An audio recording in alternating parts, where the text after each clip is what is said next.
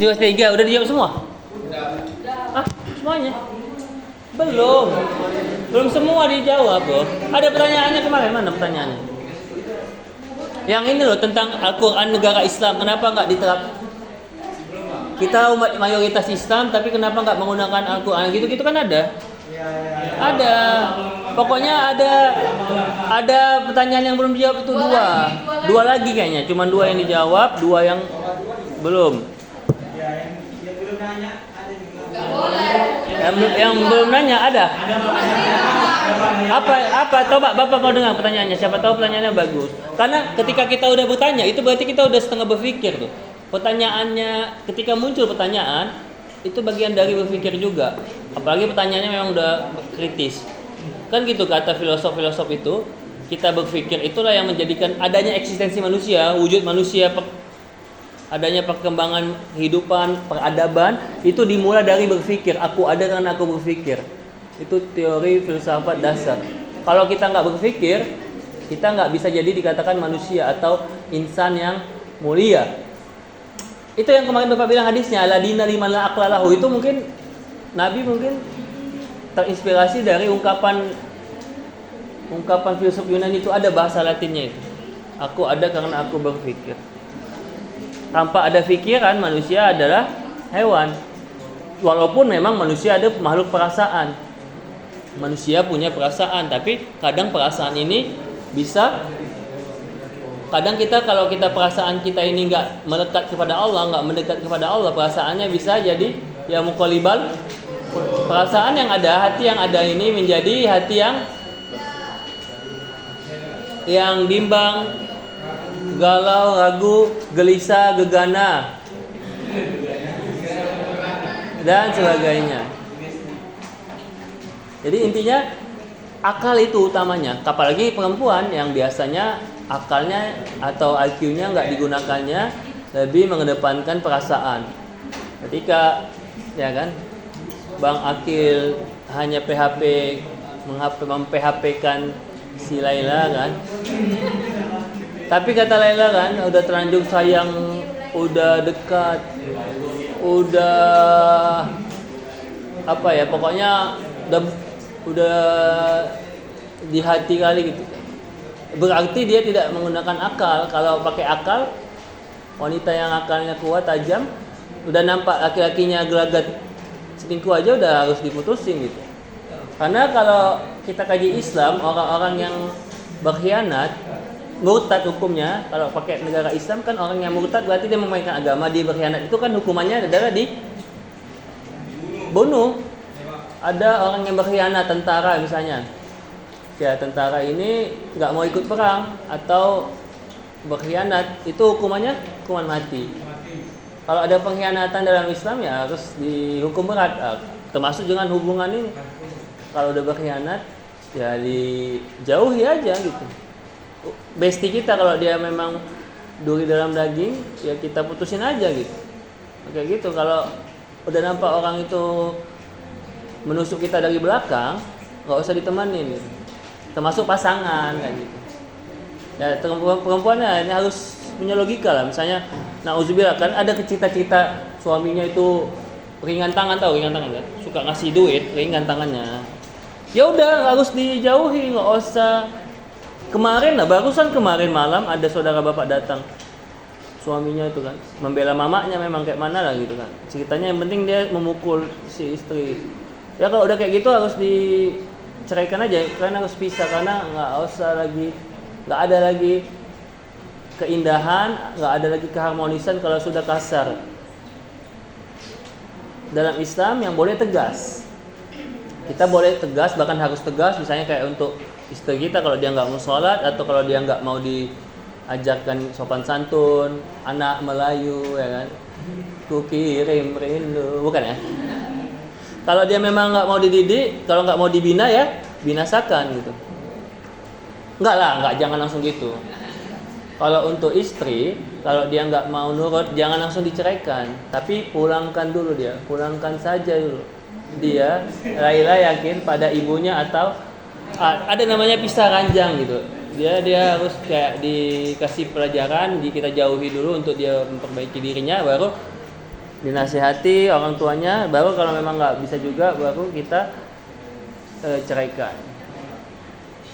Nah itu jadi gitu, logika harus dikuatkan, pemahaman akal, jangan cepat kali bucin, jangan terlalu baperan.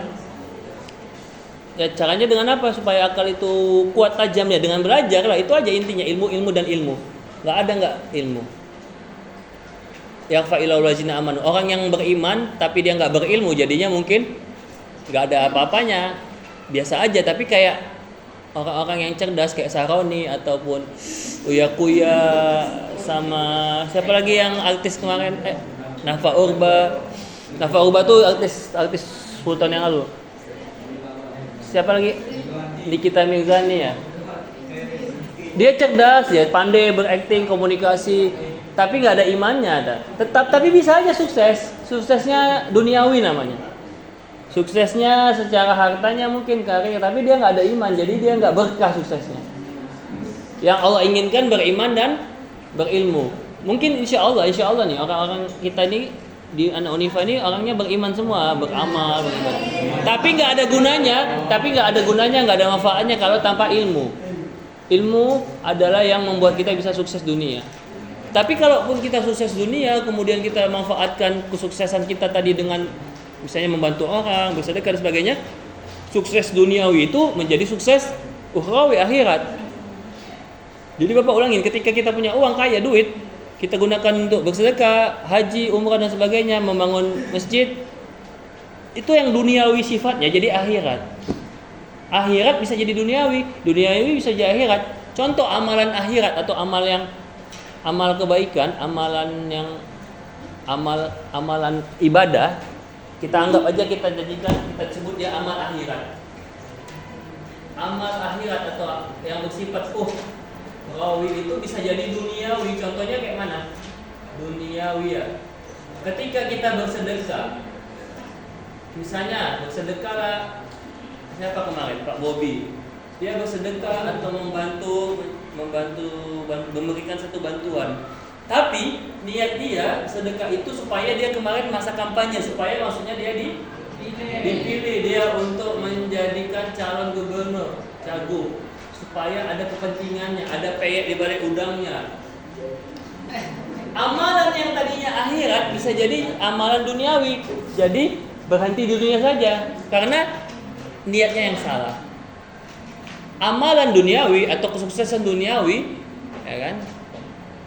Misalnya kita ngajak istri kita jalan-jalan gitu kan. Itu kan sifatnya duniawi, tapi karena untuk menyenangkan istri jadi dapat pahala berkah gitu kan. Jadi ya itu semuanya dengan akal tadi kita bisa menggali keilmuan, menguatkan amal kita. Ini kita belajar ke kampus kan mungkin ada sifat duniawinya, tapi karena ada di dalamnya mengungkap rahasia Al-Quran, di dalamnya juga ada kajian motivasi kemarin dari Akil ya tentang bagaimana manusia harus bersikap, ya kan? Ketika kita di bumi tidak ada kesombongan, harus ada kerendahan hatinya, kerendahan hati di hadapan manusia. Mungkin kalau kalian saat ini nggak begitu membutuhkan kerendahan hati, itu nggak perlu kali, karena belum ada kelebihan atau keistimewaan atau pangkat jabatan, harta, kekayaan. Nah, kapan kerendahan hati sangat penting bagi kita, sangat butuh itu ketika kita jadi orang kaya.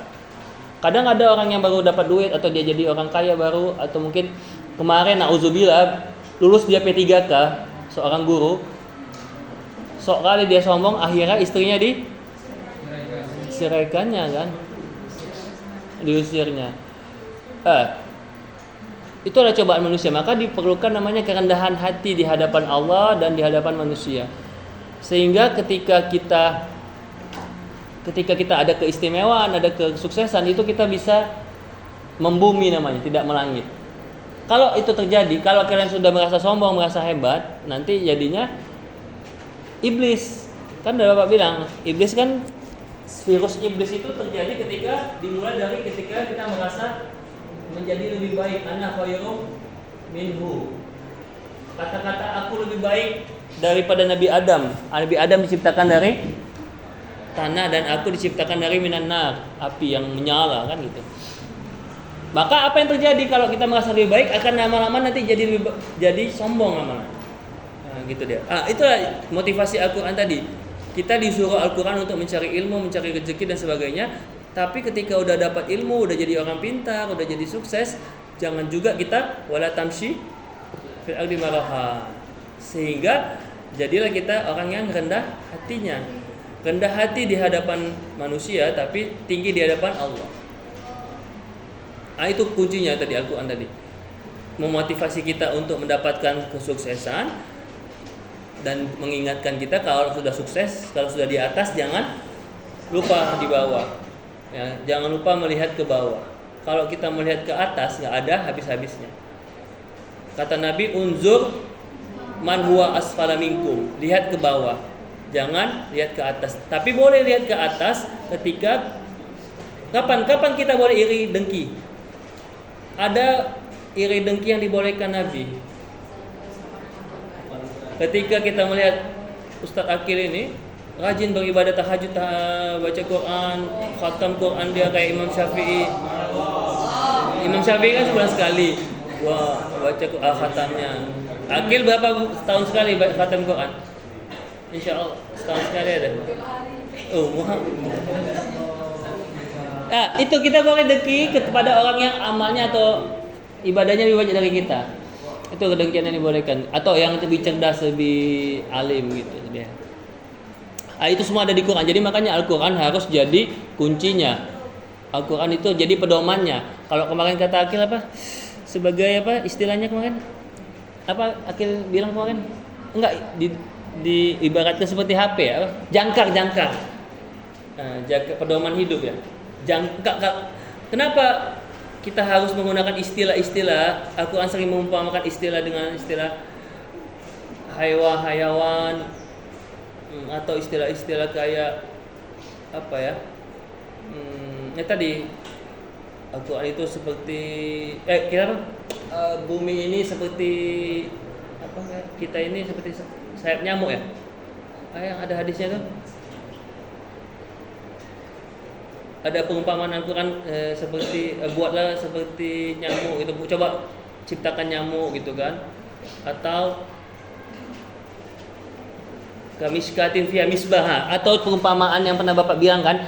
Al-Quran banyak perumpamaannya, di antaranya yang kemarin kita bahas seperti lampu teflon yang mana ketika cahaya di hati kita itu padam seperti lampu teflon itu, ya udah jadi gelap hati kita, zulumat. Itulah seperti orang jahiliyah, minaz zulumat ila nur, itulah yang terjadi, zulumat kejahilian, kekacauan, kehancuran atau kekerasan hati seperti batu. Itu perumpamaan Al-Quran. Kalau kita lihat orang itu jahat, zalim, berarti lampu teploknya cahayanya mati. Tapi sejahat-jahatnya orang pasti masih ada hati nuraninya. Sebengis-bengisnya, sekejam-kejamnya ibu tiri, pasti dia akan jual teri. Bukan ya? Lebih kejam ibu kota daripada ibu tiri, enggak ya? Sejahat-jahatnya maling, pasti dia masih pengen anaknya jadi maling juga. Enggak kan? Kalau orang yang jahat dia maling begal apa, pasti dia kepengen juga anaknya itu jadi orang yang baik. Itulah cahaya itu masih ada, cuman dia nggak bisa menyala atau nggak terang karena dia dekat kepada kemaksiatan, kezaliman. Maka caranya supaya cahaya itu kuat ya dekat dengan Al-Quran, dekat dengan Ustadz Akil, Ustadz Rizky gitu. Kalau cahaya kita itu padam, ya udah kita jadi manusia yang hancur, yang malas. Kan gitu, ketika kita malas sholat sekali akan malas sholat 2 kali. Ketika kita malas membaca 1 hari, kita akan malas membaca. Tugas kita kan untuk terus menjadi yang lebih baik, meningkatkan ilmu gitu. Itulah tadi gunanya pedoman Al-Quran sebagai jangkar atau sebagai kunci. Ketika kita nggak ada pedomannya, ibarat kita ini manusia ini lemah. Ibarat seperti seorang yang udah tua.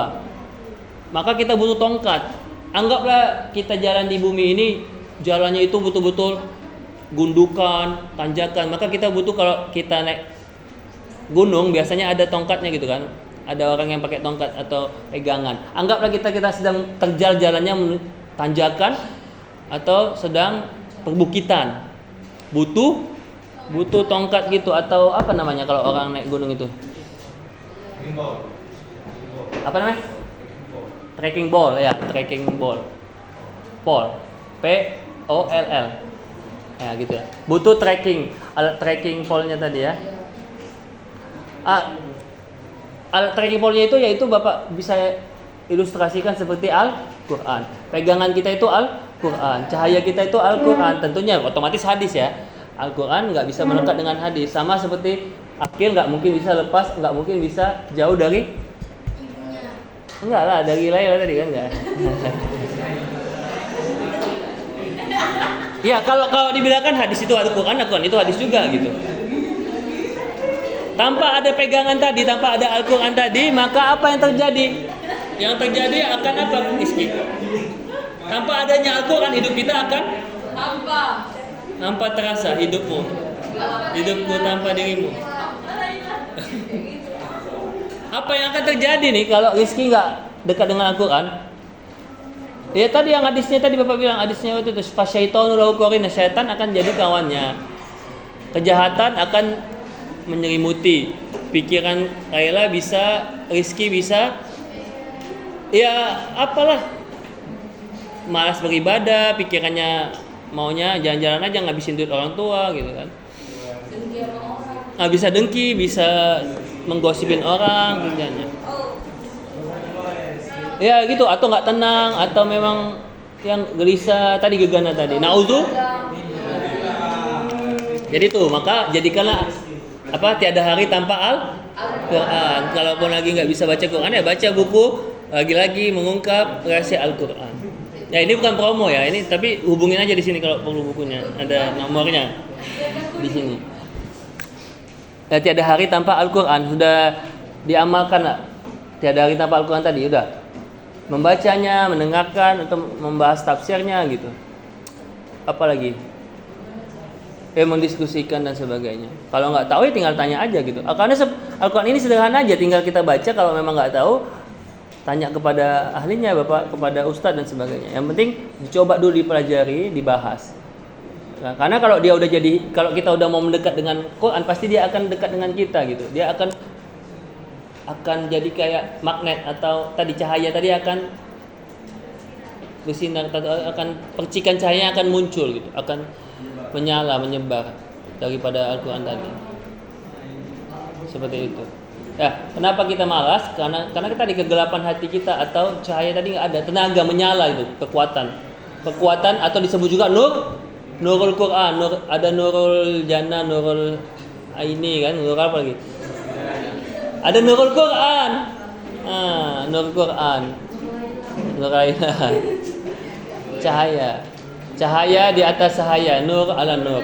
Itu kalau udah kita betul-betul manusia yang hebat, yang bertakwa seperti Nabi Muhammad, udah cahayanya udah bisa mempengaruhi satu dunia, atau dalam secara secara logikanya satu kota Mekah, Madinah yang nanti lama-lama akan menyebar ke dunia. Ya, menjadi uswatun hasanah gitu, atau menjadi penyelamat dan sebagainya. Oke, itu ya. Jadi intinya setiap hari baca Quran, setiap hari mengkaji Al-Quran, setiap hari mengamalkan amal ibadah dan Al-Quran. Oke, itu. Kalau bisa setiap hari baca tafsir Quran gitu, baca tafsir. Ada Bapak kan biasanya rekaman juga ya, hari Rabu. Tafsir inspirasi, bagus tuh. Tafsir inspirasi kalian baca atau kalian dengar. Sederhana kajiannya, tapi diambil dari beberapa tafsir, diramu sama dosen Bapak dulu di UIN, namanya Profesor Dr. Zainal Arifin. Termasuk ahli tafsir di Sumatera Utara. Ya itu ya tugasnya, kuis seumur hidupnya. Kuis seumur hidupnya adalah membaca Al-Quran dan tafsirnya. Ini kuis dari Allah, bukan dari Bapak memang. Tanyalah sama Allah, ya Allah, ada kan perintah Allah untuk membaca kan Al-Quran? Nah, ayo kita lanjut dulu, dua pertanyaan kemarin, silakan.